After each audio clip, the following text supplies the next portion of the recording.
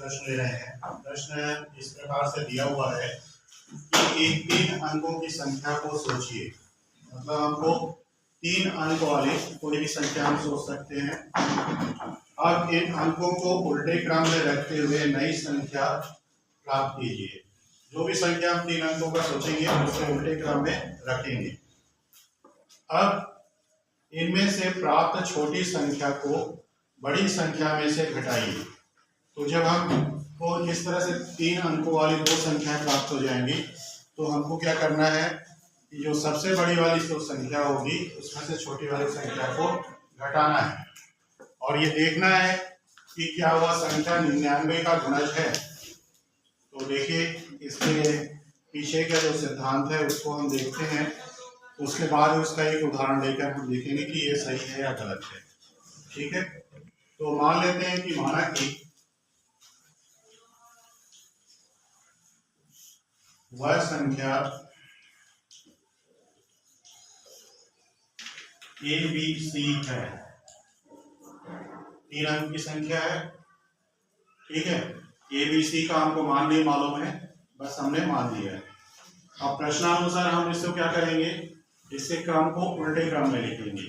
मतलब C को पहले लिख देंगे, B तो अपनी जगह पे रहेगा, A C की जगह पे चला जाएगा, तो उल्टे क्रम में हो जाएगा। तो प्रश्नानुसार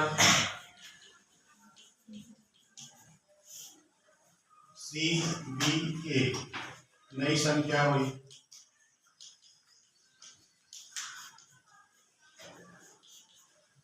ठीक है, अब प्रश्न बोल रहा है कि बड़ी संख्या में से छोटी संख्या को घटाइए। इसमें हमको पता नहीं चल रहा है कि कौन सी बड़ी है कौन सी छोटी है। ठीक है, तो हम क्या करते हैं, बड़ी पहले वाले को ही मान लेते हैं कि बड़ी संख्या है, उसमें से हम इसको घटाते हैं। तो ये हो जाएगा ABC ऋण CBA। अब ABC जो संख्या है इसको विस्तारित रूप में लिखते हैं। तो C हमारा इकाई पे है, B दहाई पे है और A जो है वो सैकड़ा पे है। तो इसको हम लिखेंगे 100A धन 10B धन C। उसी तरह से CBA को लिखते हैं, तो ऋण चिन्ह 100C ऋण 10B ऋण A। तो इस तरह से हमने CBA और ABC को लिख लिया। यहाँ पे सभी जगह ऋण चिन्ह इसलिए आए कि इसके पहले ऋण चिन्ह है तो ऋण चिन्ह अंदर सबके चिन्ह को बदल दिया है, इसलिए सभी ऋणात्मक यहाँ पे आए। अब यहाँ पे देखिए A में से A को घटाना है, तो 100A है, इसमें से एक A घट जाएगा तो कितना बच गया, 99A। उसी तरह से यहाँ पे अगर देखिए यहाँ पे कितना है, 10B है और ये क्या है, ये भी 10B है, तो ये क्या हो जाएगा, कैंसिल हो जाएगा। ठीक है, तो 0B लिखेंगे। ठीक, उसके बाद देखिए यहाँ पे C है और ये कितना है, ऋण 100 है, तो ये कितना आ जाएगा, ऋण 99C आ जाएगा। ठीक है, अब यहाँ से हम क्या करेंगे, 99 को बाहर निकालते हैं, ये हो जाएगा 99, यहाँ बच गया A, ये तो 0 है। ठीक है, इसको हम 0B ही रखते हैं, यहाँ पे ऋण C बच गया।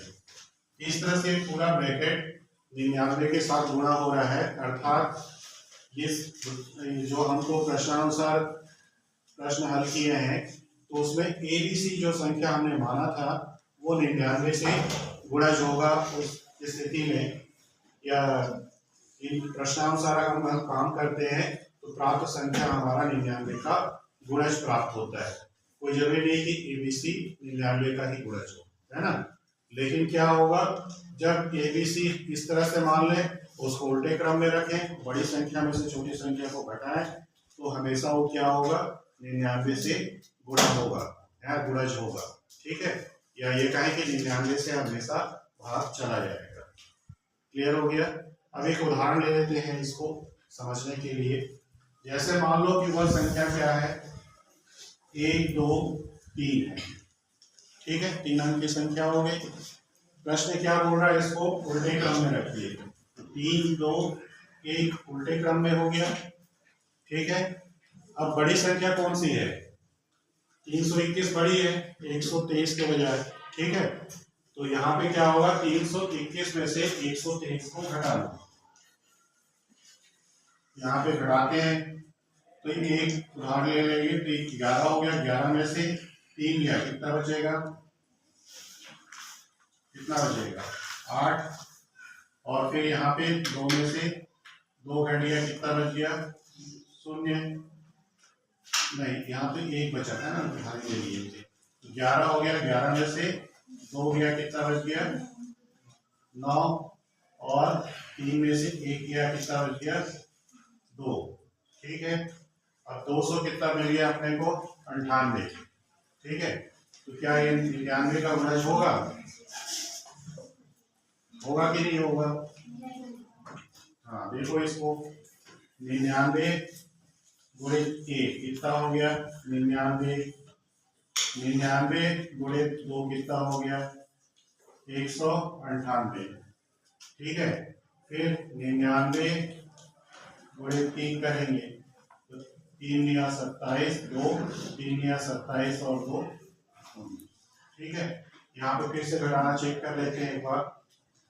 एक उदाहरण लिया 11, 11 में से 3 गया, कितना बचा? 8। और यहाँ कितना बच गया? 1 इससे उधार ले लिया तो कितना हो गया? 11। 11 में से 2 गया, कितना बचा? 9। यहाँ पे तो 3 के बजाय कितना बचा? 2 बचा ना, 2 में से 1 गया, कितना बचेगा? 1 बचेगा।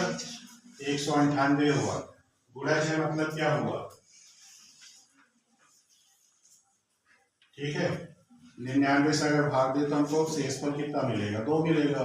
अर्थात इस 99 में 2 का गुणा करें तो 198 मिल रहा है, इसलिए क्या होगा? 99 का गुणज होगा।